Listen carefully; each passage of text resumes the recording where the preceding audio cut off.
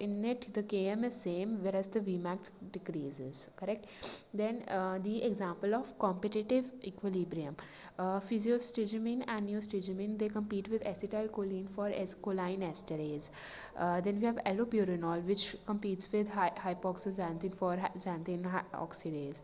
Then we have competitive non-equilibrium. In this, there is the competitive non-equilibrium mainly occurs because of the formation of the strong covalent bonds or due to the high affinity for enzyme. Now, for example, organophosphates, they react very covalently with the astatic site of the choline esterase, correct? Then we have non-competitive. In non-competitive, the enzymes lose catalytic activity. For example, digoxin for Na positive, K positive ATPase. Now this is a diagram showing us an enzyme where we have substrate inhibitor. Now they will combine and form product. If the inhibitor, then there is no product or non-functional produced, and if there is substrate binding, then we get the product. Then we have through receptors.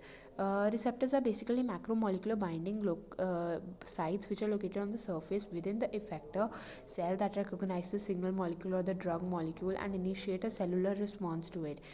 Drug plus receptor gives us drug receptor complex, which will give a cellular response. Now the receptors have specific proteins which have properties like specificity and selectivity.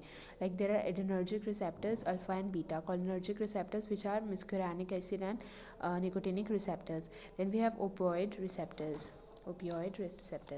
There are 4 types of receptors: channel receptors, G protein coupled receptors, enzymatic receptors, and receptors that regulate the gene transcription. In channel ligand gated ion channels, we have the nicotinic cholinergic receptors which stimulate the passage of the Na positive ions resulting in depolarization. G protein will have adrenergic receptors. Enzymatic insulin, which is acting on insulin receptors. Then in gene transcription we have steroidal hormones. Now through ion channels also, that is normal through ion channels. So this is proteins which act as ion selective channels. They also participate in some transmembrane signaling and regulate intracellular ionic composition. This makes them a common target for drug action. For example, nifipidine, which blocks the L type of voltage gated channels, calcium channels. Then we have through transporters. Now there are many drugs which produce their action by directly interacting with the carrier protein to inhibit the ongoing physiological transport of metabolite. For example, desipramine blocks the neuronal uptake of noradrenaline by inhibiting NET. Now these are the diagrams which show us the common mechanisms. This is the channel ion, this is the transporter, and here we have the enzymatic, antagonists and the agonist.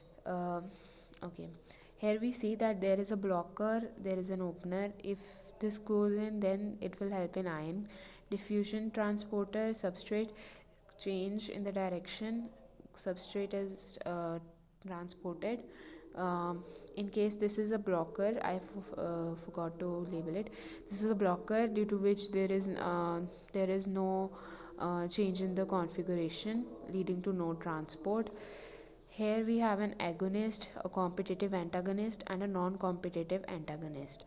Agonist mainly binds to the active site according to the 2 receptor theory model.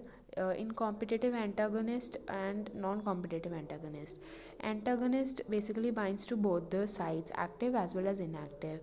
And there are partial agonists also. They also bind to both, but they produce a submaximal response. Transducer means it will conduct the signal from one to another, then finally to the effector.